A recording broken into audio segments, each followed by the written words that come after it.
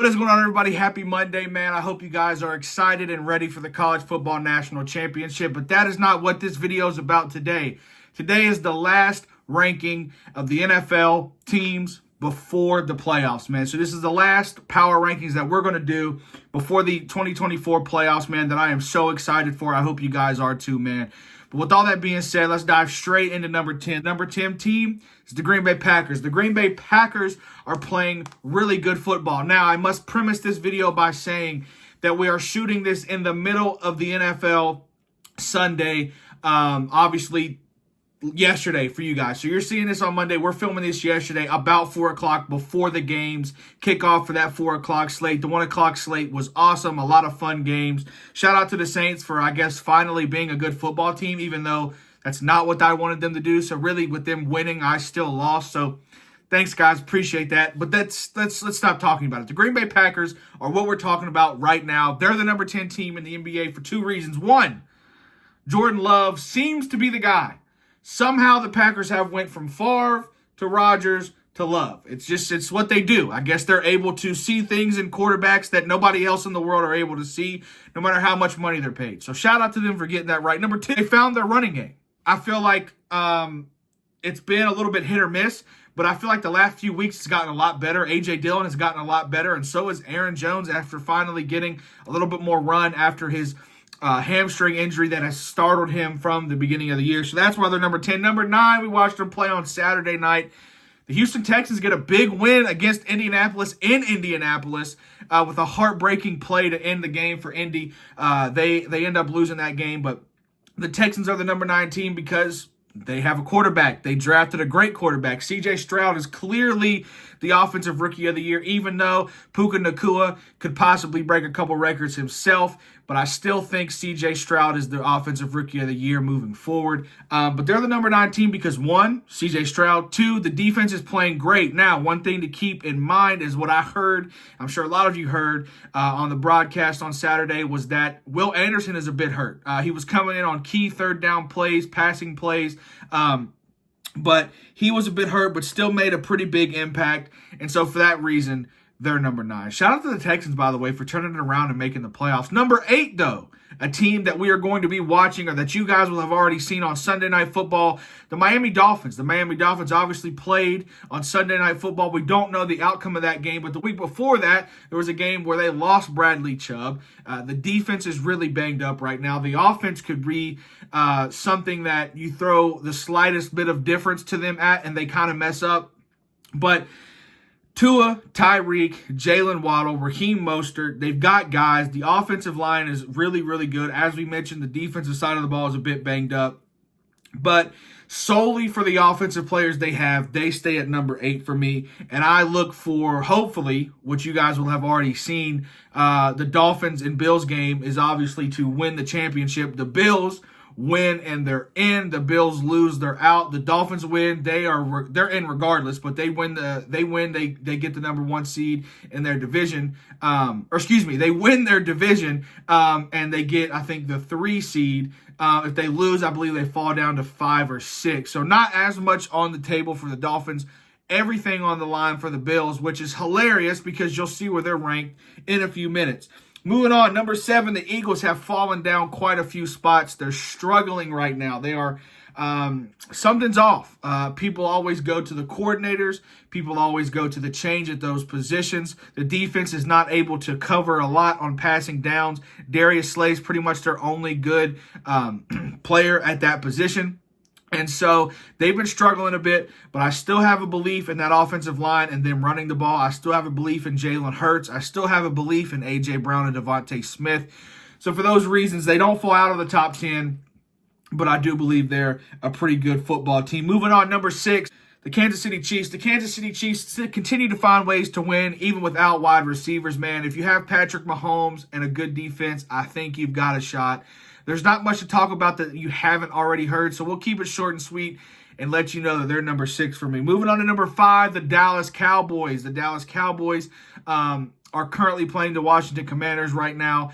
There's not much to be said. They've got their they're in the playoffs, locked up. Obviously, they're still fighting to see who wins that division between them and the Eagles. So we'll see. But the defense is obviously what the defense is. The offense has looked a lot better. I believe the running game has also gotten a lot better, getting Tony Pollard kind of more and more active into the game. And so for those reasons, we got them at 5. Now, funny enough, the team they beat, which I don't think they should have beat because it was a bad call. You guys have all heard about it.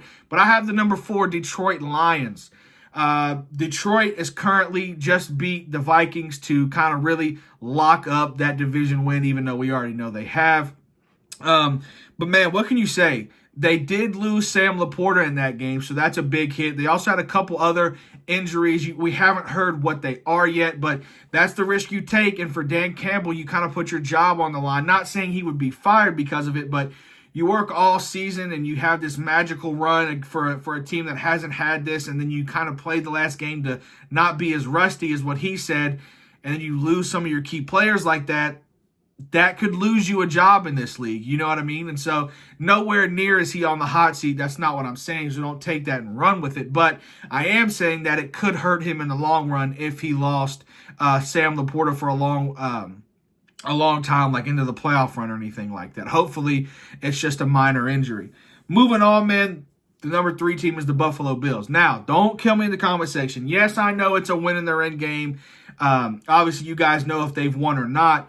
But up until today, which is currently Sunday at 4:30, they have been one of the best teams in the NFL.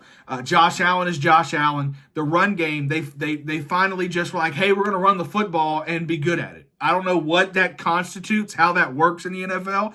This is, as you guys know, from a fan's perspective only. I do not know the intricacies of football at all.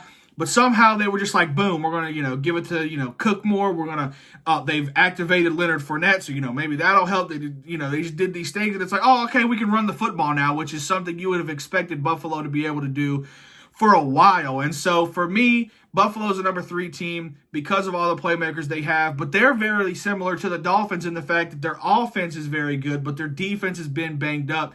The defense has been banged up for a lot longer this season than what the Dolphins have. They most recently lost Bradley Chubb, and a few weeks before that, Jalen Phillips. So they're still working on figuring out how and who and what to replace, what schemes to run versus the Bills. They're like, okay, we're ready for this. They've got all the schemes they need. They've got all the players ready. They've made adjustments.